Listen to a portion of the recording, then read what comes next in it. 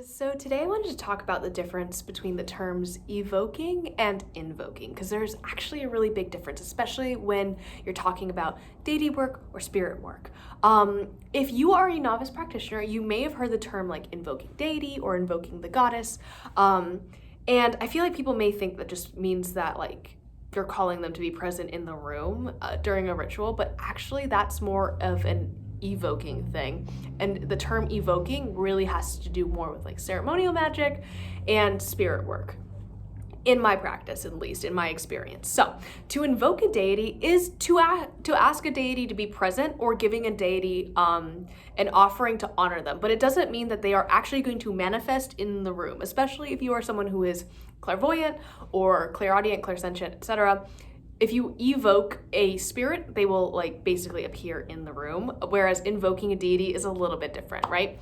So for an example of an invocation to a deity, one of my common ones that I use is, "Hail Bast, goddess of the ointment jar, I offer you this perfume I have crafted for you, and I humbly ask you to join my circle tonight." So that is an invocation. You can also invoke the elements, and this is often used during casting circle, especially in Wiccan traditions. And it can be just like the first part, like "Hail Bast, goddess of the ointment jar," etc. Or the second part if you're simply asking them to be present or giving them an offering. So it kind of just depends. But invocation is the most commonly practiced version of like deity work. And it's commonly practiced in both like paganism and like religions worldwide. So I kind of see invocation as almost a form of prayer or something like that, where you are asking a deity to lend you their energy, but you don't actually like expect them to manifest in your circle, like, if that makes any sense. So evocation, so with an E, is more often used when you're working with spirits or ancestors or something like that. If it's used a lot during ceremonial magic, so that is more based on like the Lesser Key of Solomon and demonology. So we are going to talk about that a little bit later this month, I promise. But it's used to like describe a practice that is done for like with the aims of completing a specific task or practical application in mind. So if you are evoking a spirit, you're asking them to manifest on the physical plane, whereas invoking a deity is more of like a vibe, like lend me your power, right? When evoking an entity, you generally aren't giving them an offering or a prayer. It's more of a commanding thing. When you're evoking an entity, you aren't going to be giving them an offering or a prayer or anything like that, or even devoting yourself to their service, right? It's more of like, so it's a little bit different than like working with a deity. It is more of like, appear now. Like I feel like it's more of a commanding vibe versus a worship vibe. It's important to note that with evocation practices, it is really, really, really important for you to have a protective barrier up.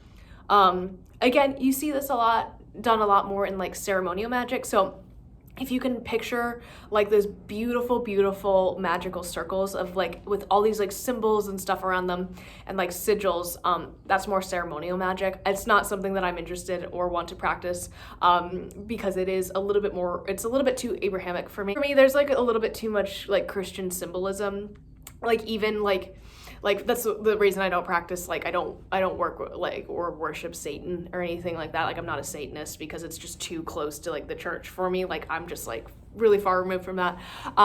So if you see all of those like beautiful like intricate magical circles, or if you've read the Lesser Key of Solomon, which I have like perused, but again I'm just kind of like, okay, these are really good examples of like evocation rituals. So if this is your bag, I would love to hear from you. Like it's not something that I do. I just don't like that kind of stuff. But if you do, I would love to hear about it. There are tons of people who practice Satanism, who are satanic witches, who evoke spirit. There are people who work with like Goetia, which is a whole other like branch of magic that I haven't even touched on this year, mostly because I don't practice it, so I'm not really going to be like a good authority on what to do, and I'm not going to be like, here's how you summon a demon, even though apparently a lot of them are actually not like scary or evil. They're actually just kind of like nice, I think.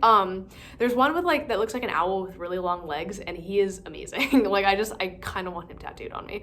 But I also feel like that's a little bit disrespectful because I don't work with them. So anyways, if you are interested in that, I definitely recommend at least looking into the Lesser Key of Solomon. I am just not going to be a good resource on that because it's not something I do that frequently, and it's not part of my craft. So anyways, I hope that explains the difference. I definitely think that these practices have their own space in like within a witch's practice. I don't really practice evocation. I feel like if you are more someone who does like ancestor work or spirit work or anything like that, it is beautiful and it is amazing. But it is a little bit different than invocation, which is more of the deity work side of things, in my opinion. So I don't really practice it, but I know plenty of witches who do, and I would really love to hear from you guys if you do. So yeah, let me know, and I'll see you guys tomorrow. Bye.